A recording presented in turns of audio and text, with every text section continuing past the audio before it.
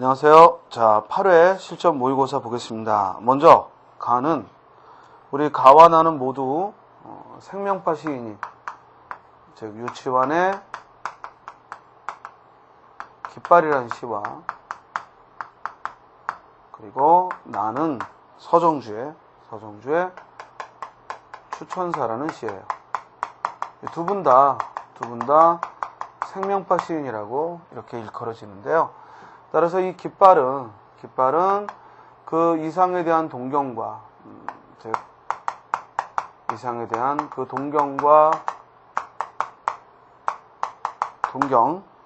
그 동경을 드러내면서 표현을 했다면 또 그 한계를 말했다면 추천사 역시 춘향이라는 화자를 설정해서 춘향의 그런 이상에 대한 동경과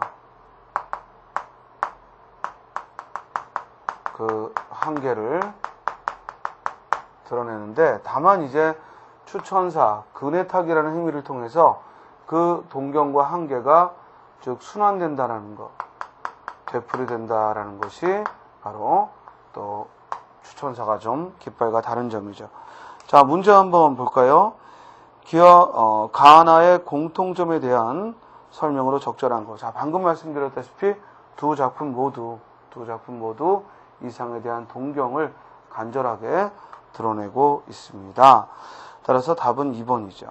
다음, 가와나의 시어 중 내포적 의미가 유사한 것. 아무래도 동경을 드러내고 있는 푸른 해원과 하늘이 되겠죠. 정답은 2번이죠. 자, 이 두 시에서 몇 가지 점검하죠. 자, 가시에서 먼저 뭘 파악하냐면 바로 깃발을 형상화하고 있는 게 있어요. 깃발을 형상화하고 있는 거. 첫째, 아우성이죠. 이것은 소리 없는 아우성, 역설법을 써서 아우성이 있고, 그리고 영원한 노스텔지의 손수건이라 했죠. 그리고 순정은 바람결에 바람같이 물결에 나부끼고 순정이라고 표현을 했고요. 또 오로지 맑고 고든 이념의 표대 끝에 이념이라고 했고요. 즉 애수는 백로처럼 날개를 펴다 애수라고 했죠. 자, 보다시피 깃발이라는 구체적인 사물이 바로 이런 순정, 이념, 애수와 같은 추상적인 것들을 상징적으로 드러내고 있어요. 결정적으로 이제 마지막에 뭐라고 했어요? 애달픈 마음이라고 해서, 사실은 맞춤법에 따르면 애달픈이라고 해야겠죠? 애달픈 마음이라고 해서 깃발을 드러냈고요. 반면에 거기 푸른 해원, 즉 해원, 푸른 바다, 이는 즉 깃발이 지향하는 것을 가리키죠. 자, 이거 구별해 두시고요. 자, 나에서도 마찬가지 여기 바다와 그리고 또 즉 하늘, 바다와 하늘은 춘향이 지향하는 바를 의미한다면 춘향이 벗어나고 싶은, 이와 달리 벗어나고 싶은 현실 세계를 드러내고 있는 시여 점검을 해야죠. 그게 뭐야? 수양버들나무, 또 풀꽃더미, 그리고 또 꾀꼬리, 또 산호, 그리고 섬. 즉 이런 것들이 없는 그런 곳으로 가고 싶다고 했으니까 이것이 서로 대립적 시어로 사용되고 있음도 주의하시기 바랍니다. 자, 3번 문제로 갑니다. 다음 시의 둘째 연에 담긴 심정. 둘째 연에 보면 신이나 삼아줄 걸 슬픈 사연에 올로리 아록새긴 육날 메투리 은장도 푸른 날로 인양 베어서 부질없는 이 머리털을 엮어드릴 걸. 여기 삼아줄 걸, 엮어드릴 걸 모두 어때요? 즉 회한의 심정, 즉 회한의 심정을 담았죠. 즉 회한의 심정을 담고 있고, 따라서 후회막급 정답은 4번이죠. 쾌도난마 하면은 이렇게 엉켜있던 문제를 단박에 해결하는 거, 엉켜있던 문제를 단박에 해결하는 해결책을 쾌도난마라고, 은인자중하면 인내하고 기다리는 태도고요. 즉 행동을 가볍게 하지 않고 인내하면서 신중한 태도를 말하고, 언어도단하면 말도 안 된다, 이런 얘기입니다. 자, 4번부터 5번은 역시 기미독립선언서죠. 딱 보니까 뭘 써놨어요? 바로 독립선언의 배경과 그리고 그 신념, 정당성을 썼죠. 따라서 4번의 정답은 3번. 이러고 나와야 돼, 시험장에서. 또 5번의 기억에 내포된 의미, 천의 명령이다, 하늘의 명령이다, 절대적 사명감을 드러냅니다. 자, 본문 보죠. 반만년 역사의 권위를 장하여 의지하여 이를 선언하며, 여기까지 역사적 권위에 의지해서 독립선언의 배경으로서 먼저 역사적 배경을 들었죠.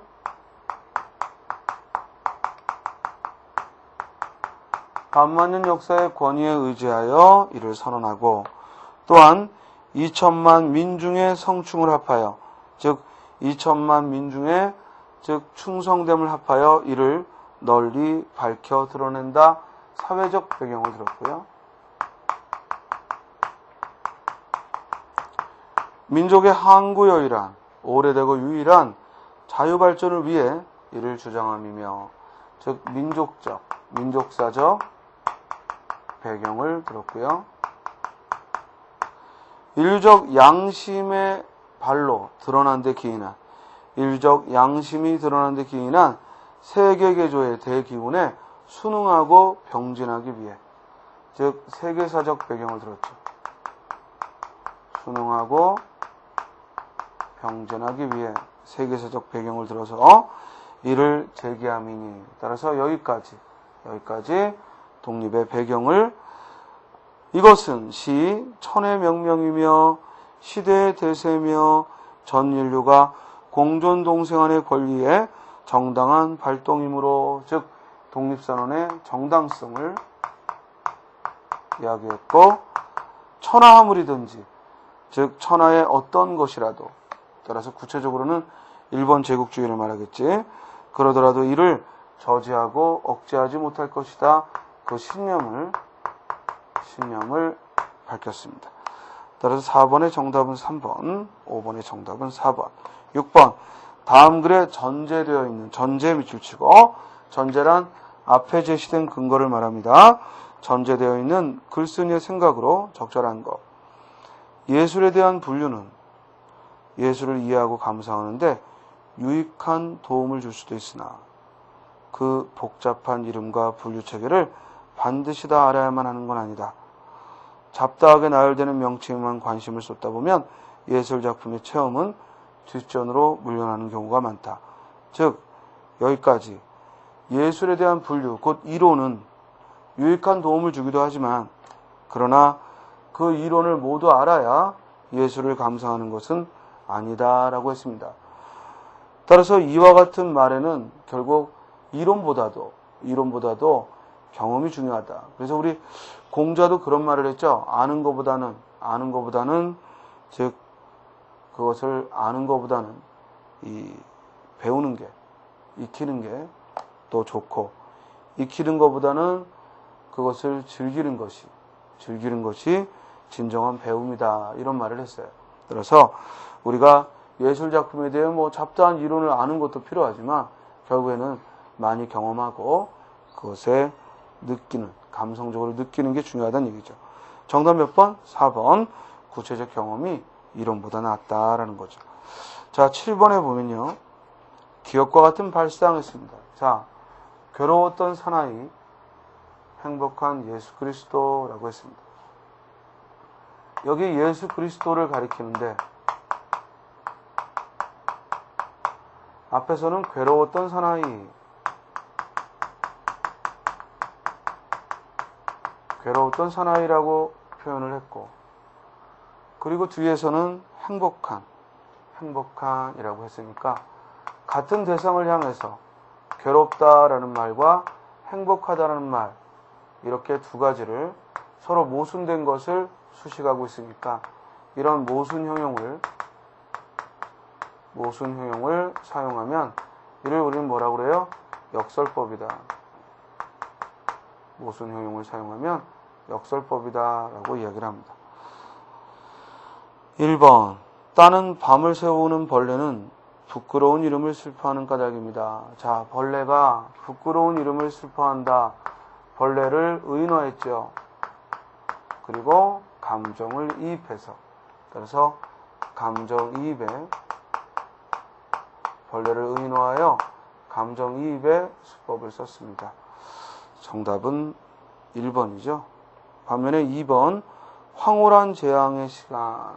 황홀한 재앙 역설법이죠. 황홀한 재앙 모순된 표현을 썼으니까 역설법이고요.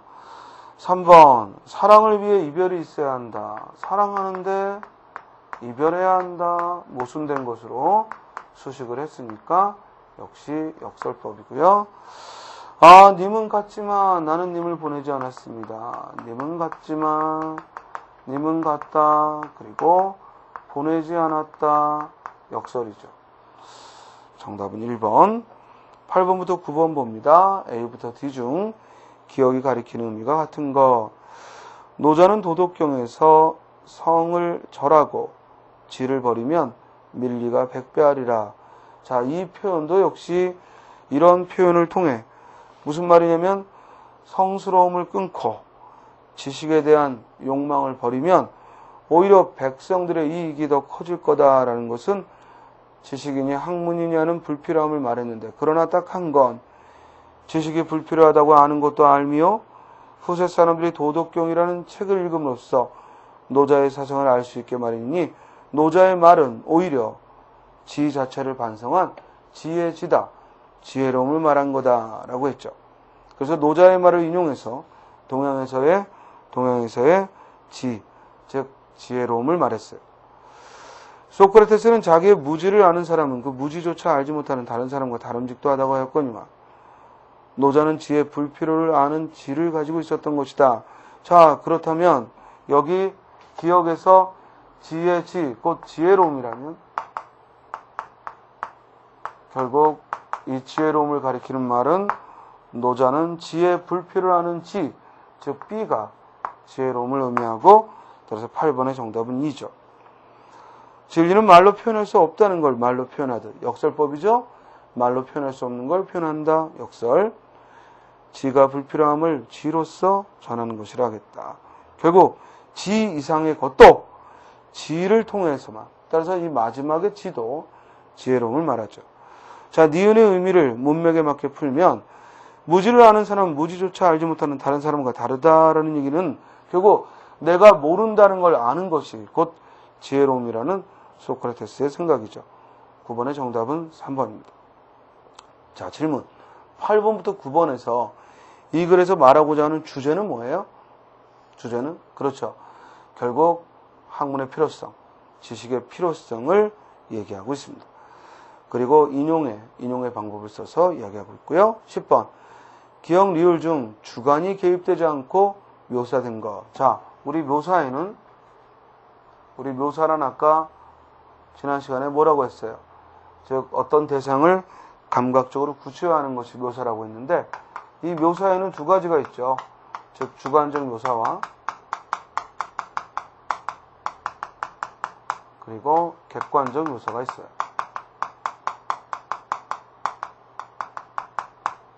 주관적 묘사와 객관적 묘사를 갖추고 있습니다.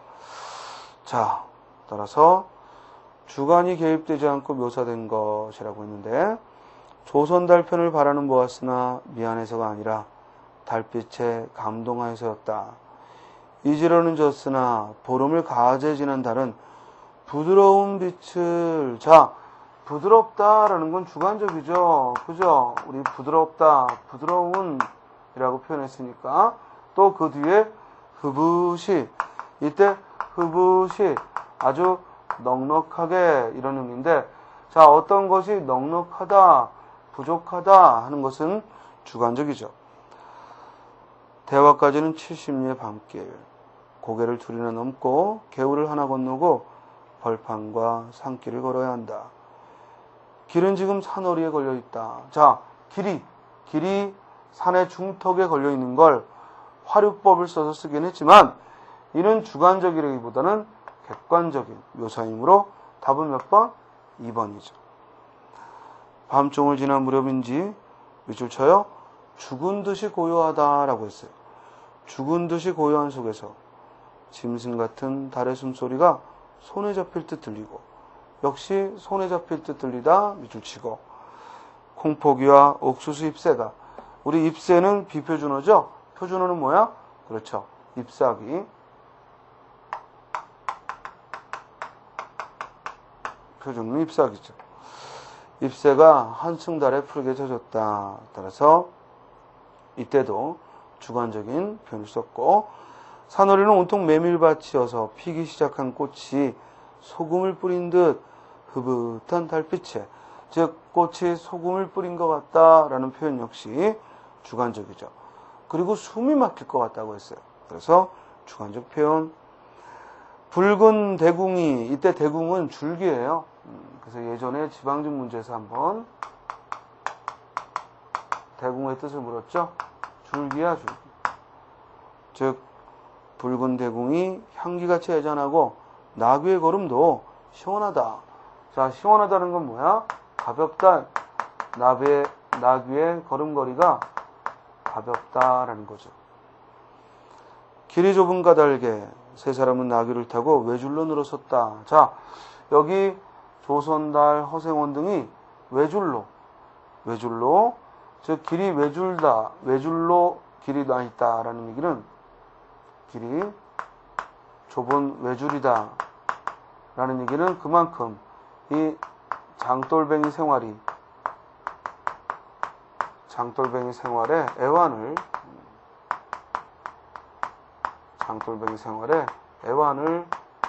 드러내고 있는 거죠. 자, 방울소리가 시원스럽게 딸랑딸랑 메밀 밖으로 흘러간다. 자, 방울소리가 흘러간다라고 했습니다. 방울소리가 흘러간다라고 했습니다. 청각을 뭐였어요? 시각화했네요. 따라서 청각의 시각화, 즉 공감각적,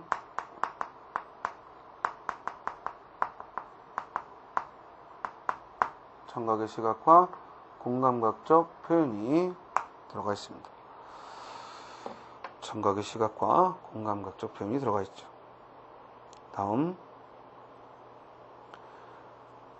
다음에 앞장선 허생원의 이야기 소리는 꽁무니에선 동희에게는 확적히는 안 들렸으나, 확적히는 하며 뚜렷하게 들리진 않았으나 그는 그대로 개운한 제멋에 적적하지 않았다. 그래서 메밀꽃 필 무렵의 일부였고요. 자, 11번 개념을 잘 정의한 거. 1번 벙어리란 말을 할 줄 모르는 사람이다. 자, 우리 정의를 내릴 때 부정문 안 돼요. 부정적 표현 안 되고, 또한 비유적인 표현 안 돼요. 그리고 의문문 안 돼요. 그래서 1번 틀렸고, 2번 문학은, 자, 문학은 하는 내가 정의 내리고자 하는 것을 피정의양, 즉 종개념이라 고,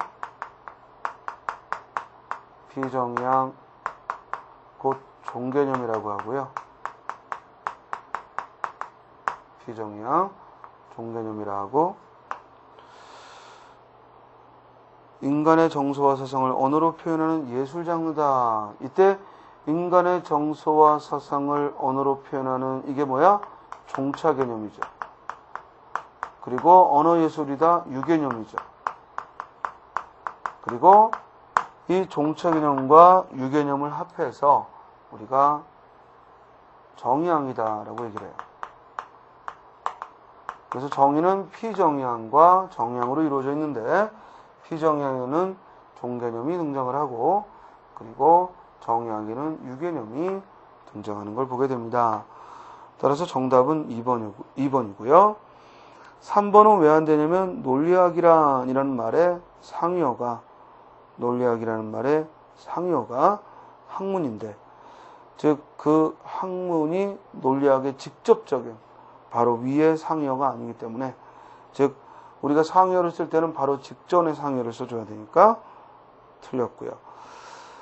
음악은 우리의 마음속에 아름다운 정서를 불러일으키게 해준다. 사실은 종차 개념에 나와 있는 이 특징이 꼭 음악만이 아니잖아. 우리 마음속에 아름다움을 불러일으키는 것으로선 음악도 있고 또 문학도 있고 사진예술도 있고 조각도 있고 하니까 이는 적절하지 않네요. 정답은 2번. 12번. 어법에 맞고 자연스러운 문장. 농구를 좋아하는 밑줄치고. 자, 농구를 좋아하는 이 관형절이 큰형을 수식하는지 아니면 큰형의 친구를 수식하는지 우리 이런 걸 뭐라고 그래요? 중의적이다 라고 해야죠. 따라서 1번은 중의성이 있어서 틀렸고요. 2번. 그는 아직도 나의 한 가지 믿음은 그녀가 내게 돌아온다고 말하고 있다. 뭔 소리야 이게. 그지? 여기 왜 틀렸냐면 우리말에서 나의 하고 관형격 조사 의가 오잖아요. 그러면 뒤에 체언이 와야지. 명사가. 근데 한 가지 하고 즉 관형어가 왔으므로 이는 표현이 있어. 어법에 어긋나죠. 그럼 어떻게 해야 돼? 한 가지 나의 믿음은 이라고 해야겠지. 그지? 그리고 돌아온다고 라고 했는데 우리가 이렇게 따옴표를 써서 직접 인용을 할 때는 라고 써야죠. 3번. 그런 걸 보면 여성의 아름다움에 대한 관심은 역시 중의적이죠. 왜요? 여성의 아름다움에 대한 관심.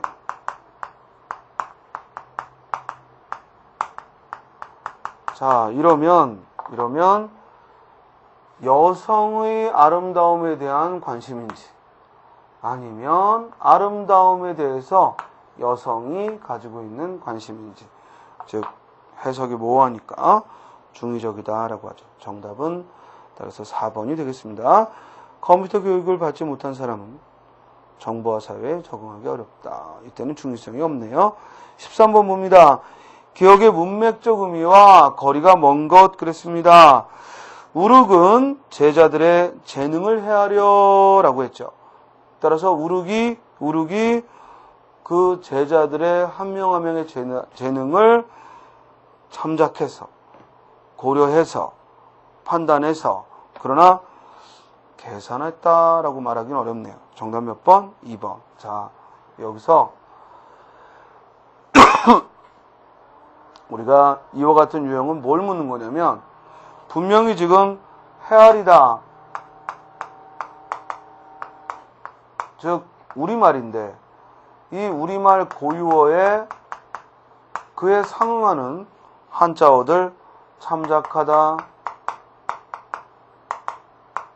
또 판단하다, 고려하다, 이렇게 그 해당되는 한자어들은 다양하게 있단 말이에요. 그래서 우리 고유어와 그리고 한자의 관계는 항상 1대 다의 관계를 갖게 되거든요. 그래서 이와 같은 상황에서 그 낱말에 어울리는 이런 여러 한자어들을 살펴볼 수 있는 어휘력이 있는가, 이런 문제죠. 근데 여러분들이 주의할 건 그냥 헤아리다라는 낱말만 보면 우리 숫자를 헤아리다 그러면 뭐야? 2번 계산하다가 되거든. 그러니까 반드시 문맥을 파악해야지 섣불리 밑줄 친 단어만 가지고 찾아서는 안 되겠고 문맥을 파악할 수 있도록 하기 바랍니다. 13번의 정답은 2번. 자, 다음 14번부터 15번은요. 우리말의 특질을 나열하고 있죠. 가는 우리말의 한자어가 한자의 비중이 크다. 가는 가달락은 한자의 비중이 크다.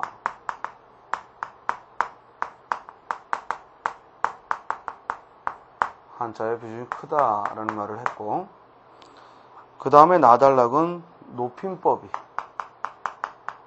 즉 높임 표현이 발달했다라는 것. 그리고 다달락은 우리말의 문법적 특징을 이야기했죠. 즉 가와 나는 어휘적 특징을 얘기했는데 가와 나는 어휘상의 특징을 이야기했는데 다에서는 문법적 특징을 말하고 있습니다. 11번 윗글에 대한 설명으로 거리가 먼 거 구체적 통계 자료의 제시로 신뢰감을 주었다. 즉 윗글에서 가에 보면 이러이러한 사례를 들어서 즉 통계를 들어서 역사적 사례를 들어 이야기했습니다. 그러면 아무래도 신뢰감을 주죠. 그 다음 2번 일반론을 제시한 다음 이를 전제로 국어의 특질을 논했다라고 했는데 이 글은 철저하게 구체적 사례를 들어서 국어의 특질을 얘기하고 있으므로 일반론을 제시했다는 표현은 적절하지 않네요. 정답은 2번 비교와 대조를 통해서 국어의 특질이 드러나도록 했다. 즉 다에서 보더라도 즉 영어와의 차이점을 들었죠. 즉 국어는 문법적 관계를 나타내는 조사나 어미가 다단락보쳐요. 국어에는 문법적 관계를 나타내는 조사와 어미가 다양하게 발달되어 있다. 이런 조사와 어미는 단순한 문법적 관계뿐만 아니라 비교적 문체적 효과까지 드러낸다. 이런 점에서 국어는 교차어에 속하는 언어로 분류된다. 자, 우리 조사 어미가 발달했다는 얘기는 이 조사나 어미 등이 붙어서 문법적 관계를 표시한다는 얘기고 이를 우리는 형식 형태소라 하죠. 즉 이와 같은 형식 형태소가 발달을 했다는 얘기고 이는 형식 형태소가 발달했다는 얘기고 이는 곧 우리말의 형태성의 특징 교차어다 그리고 첨가어다 하는 형태성의 특징을 말해주는 거죠. 자, 4번에 구체적 사례를 들어 독자의 이해를 쉽게 했다. 그렇죠. 구체적인 예들을 들어서 이해를 쉽게 했고요. 자, 15번 가의 내용과 관계 깊은 거 했습니다. 본문 볼까요? 다량의 한자어들이 유입된 사실을 들 수 있다. 한자는 대략 기원적 3세기경에 이 땅에 전래되어 신라가 삼국을 통일하던 7세기경에는 이미 널리 사용되었던 것으로 보인다. 그리하여 신라 제22대 지중왕 때와 제35대 경도왕 때에 각각 인명과 지명 등이 한자어로 바뀌게 되었다. 이러한 한자어 사용의 확대는 그 후 고려시대의 불교, 조선시대의 유학의 융성과 더불어 더욱 심화되었다. 결국 한자어는 불교가 들어오고 유학이 융성하면서 더욱 심화됐다는 얘기니까 결국 언어는 이와 같은 사회적 변화를 반영한다는 얘기죠. 즉 언어는 이와 같은 사회 문화를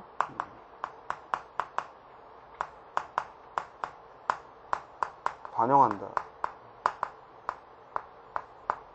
언어는 사회 문화를 반영한다는 그런 특징을 갖습니다. 자, 따라서 정답은 1번이 되겠습니다. 16번 보죠. 제시된 낱말을 활용하여 문장을 만드는 과제를 수행했다. 잘못 연결된 거. 자, 거치다 하면요. 우리 거치다는 걷다의 피동으로 즉 안개가 거치다 이렇게 했죠. 걷다의 피동, 거치다. 반면에 거치다는 어디를 들르다 라는 뜻이다. 그래서 대전을 거쳐 대전을 거치다 하면 어디를 들르다 이렇게 했습니다. 그 다음 자꾸 만지지 말고 어머니께 드려라. 자, 드리다는 주다의 높임 이렇게 썼고요. 다음 어머니는 새로 산 장롱을 안방에 들이셨다. 자, 이거 조심해. 안방에 들이다, 들어오게 하다라는 사동이죠. 즉 안방에 들이다 하면은 즉 들어오게 하다 사동문이죠. 맞게 썼습니다. 다음, 내 고향은 사면이 바다로 쌓인 섬이다. 자, 바다로 쌓이다. 쌓이다는 빙 둘러있다. 이런 의미죠. 바다로 쌓이다 하면은 빙 둘러있다. 이런 뜻이 되고요. 반면에 내 방에 가서 책상에 쌓인 먼지를 닦아라. 즉, 책상에 쌓인 먼지. 따라서 먼지가 책상에 쌓이다죠. 맞겠습니다. 아래에서 위로. 즉, 쌓이다는 주위를 두르다. 이런 뜻이라면, 쌓이다는 사타의 사동으로, 사타의 피동으로 아래에서 위로라는 의미죠. 그런데 그는 어린 시절 아버지를, 자, 부모를 잃었을 때요, 아버지를 뭐라고 해요? 여의다라고 해야죠. 아버지를 여의었다. 즉, 부모를 잃었을 때는 여의다라고 해야죠. 아버지를 여의다. 즉, 아버지를 여의었다. 아버지를 여의다. 반면에 그의 얼굴은 시간이 갈수록 여위다. 즉, 얼굴이 여위다. 얼굴이 여위다. 그래서 이때는 살이 빠지다 이런 뜻이고요. 그죠? 누구를 잃어버리다 할 때는 여의다. 그리고 시간이 갈수록 얼굴이 여위다 하면은 이때는 살이 빠지다. 위아래가 바뀌었네요. 그죠? 정답은 4번, 17번. 자, 출생 성비 추이를 나타내는 통계다. 이 글을 통해 이끌어내기 어려운 거. 자, 1번 성비 불균형으로 남녀 학급 및 학급 비율 조정이 불가피하다. 왜냐하면 점점 여자아이들 100명당 남자아이들이 늘어나고 있죠. 아주 빠른 속도로 늘어나고 있는 걸 보게 되니까 아무래도 학급의 비율이나 남학생, 여학생의 비율이나 이런 것들이 조정이 불가피하죠. 또 성비 불균형은 머지않아 초혼율, 독신율, 혼인율에 영향을 줄 거다. 그렇죠?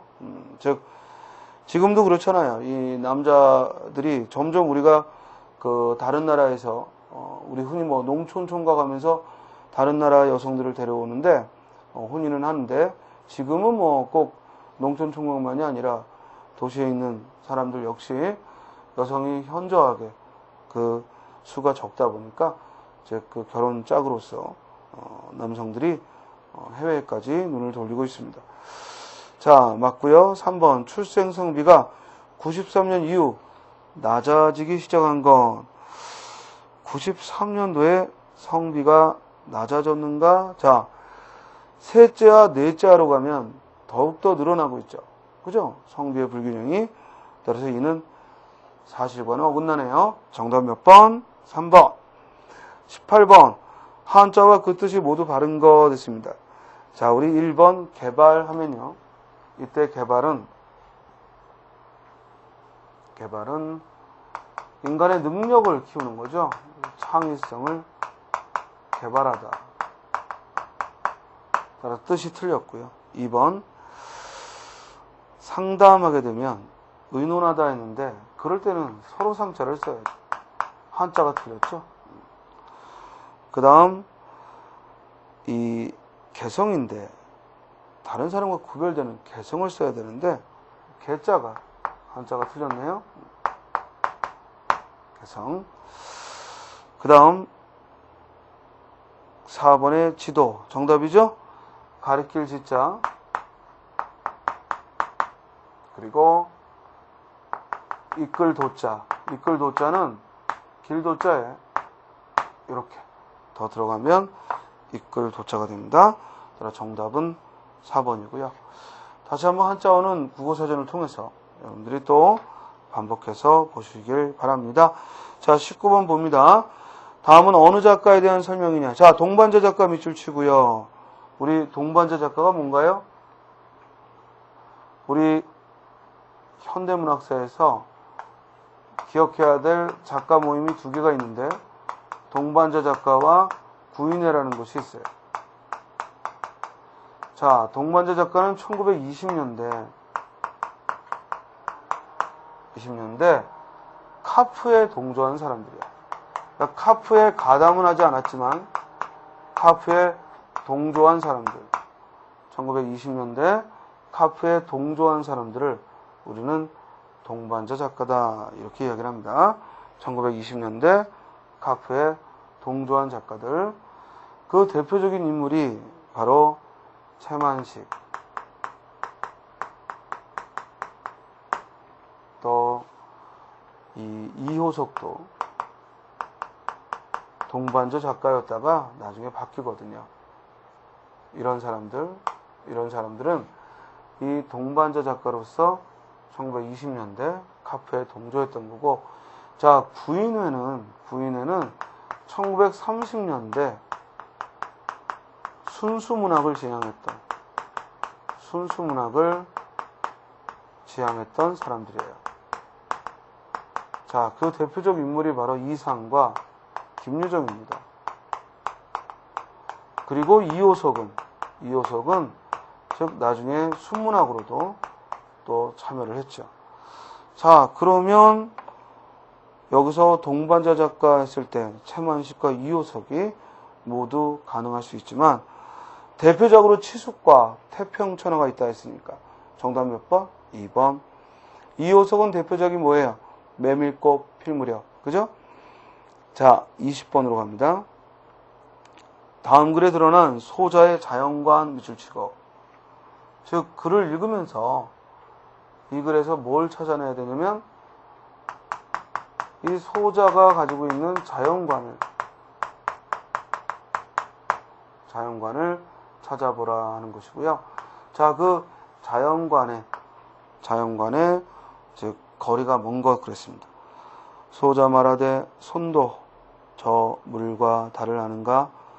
가는 것은 이와 같으니 일찍이 가지 않았으며 차고 비는 것이 저와 같으되 마침내 줄고 늘미 없으니 변하는 데서 보면 천지도 한순간일 수밖에 없으며 변하지 않는 데서 보면 사물과 내가 다 다음이 없으니 또 무엇을 부러워하리요. 또 천지 사이의 사물에는 제각기 주인이 있어 나의 소유가 아니면 한 터럭이라도 가지지 못할 것이니 강위의 맑은 바람과 산간의 밝은 달은 귀로 들으면 소리가 되고 눈에 띄면 빛을 지루어 가져도 그 마리가 없고 써도 다음이 없으니 조물주에 다음이 없는 갈무리로 미술쳐 나와 그대가 함께 누리리라 했으니까 자연은 그렇게 즐기는 대상이라는 얘기야. 이를 우리는 뭐라 해요? 자연 친화여 강호 한정해. 자연에서의 한가로움을 즉 지향하고 있는 거죠. 자연은 즐기는 대상이지 뭘 개발하거나 인간에게 유용하게 쓰기 위해 즉 있는 것이 아니라 누리고 즐기고 함께하기 위한 것이다 이거야. 자, 1번 강산 좋은 경치를 힘센 이와 다퉈야 한다면, 권력자와 다퉈야 한다면 내 힘과 내 분으로 내 능력으로 어이하여 얻겠는가? 진실로 그 마리가 없으니 나도 두고 논이노라. 자연 친화죠. 다음 청산을 어찌하여. 자, 이 노래 딱 나오면 곧바로 여러분들은 즉 학문의 정진하고 등장해야 돼. 자, 이 시조는 청산이 등장하고 유수가 등장하니까 마치 자연을 얘기한 것 같지만 알고 보면 이 청산과 유수, 이 자연이 변함없다는 걸 노래한 다음 변함없음을 노래한 다음에 우리도 이와 같이 망고 상청하리라. 즉 우리도 이와 같이 망고 상청하리라. 즉 그 자연을 닮아 학문을 정진하자. 즉 공부에 정진하자. 학문에 정진하자 하고 노래하고 있는, 즉 자연에 빗대어서 변함없이 쉬지 않고 공부하자는 걸 주장한 거죠. 따라서 자연 친화하고는 전혀 관계가 없네요. 정답은 2번. 자, 3번 말 없는 청산이요 또 모양이 필요 없는 흐르는 물이다. 값이 없는 청풍이요. 즉 값은 대가죠. 그래서 값은 대가야. 대가가 필요 없는 바람이요. 임자가 없는 명월이라. 임자가 또 필요 없는 명월이라. 이 중에 병 없는 임원말이 분별 없이 늙으리라. 분별 없다는 얘기는 근심 걱정 없이라는 얘기죠. 즉 근심 걱정 없이 늙으리라. 역시 3번도 자연 친화.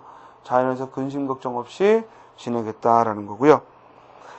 노화 깊은 곳에 즉 명월 청풍 버시되어. 자, 연꽃이 있는 그런 연못가에서 명월 청풍 명월 모두 자연이죠. 자연과 버시되어서 임자가 따로 없는 풍월강선에서 저절로 늙으리라. 즉 노화를 우리가 막을 수는 없으니까 그렇게 자연스러운 즉 늙어가는 걸 받아들이면서 즐기겠다 이 말입니다. 무심한 백구야. 이때 백구 갈매기죠. 갈매기. 개가 아니야. 갈매기. 즉 갈매기를 부르면서 감정이입하고 즉 갈매기야 오라며 말라랴 하고 갈매기를 의인화해서 설마 그 자연이 나를 오라 하고 가라 하고 하겠느냐 이 말이야. 자연은 언제든지 나를 받아주고 사람은 아니잖아요. 그죠? 사람은 자기 필요하면 가까이 하다가 또 지가 뭐 성질이 나거나 아니면 문제가 있으면 멀리 하는데 자연은 그러지 않고 언제나 가라 오라 말하지 않고 나를 받아준다. 그래서 자연 친화의 그런 심정을 드러냈습니다. 따라서 20번의 정답은 2번이 되겠습니다. 그죠? 즉, 이 글에서는 바로 그 자연 친화, 강호 한정의 주제를 자연관을 드러냈는데 이와 가장 거리가 먼 건 학문의 정지를 노래하고 있는 2번이 되겠죠. 자, 이제 우리가 9회, 10회만 남겨두고 있는데요. 8회 문제에서 여러분들이 또 점검을 해야 될 것은 무엇보다도 이 기미독립선언서 한 번 더 복습하시고 또 여기 나와 있는 시들 스님이 이야기하면서 딱 보자마자 주제 파악이 가능해질 수 있도록 대신 외우지 말고요. 그 작품 안에서 어떻게 주제를 발견하는가, 찾아내는가 이 점에 주의를 기울이기 바랍니다. 알겠죠? 자, 오늘은 8회까지 여기서 마치고요. 다음 시간에 또 다시 보죠. 예, 수고하셨습니다.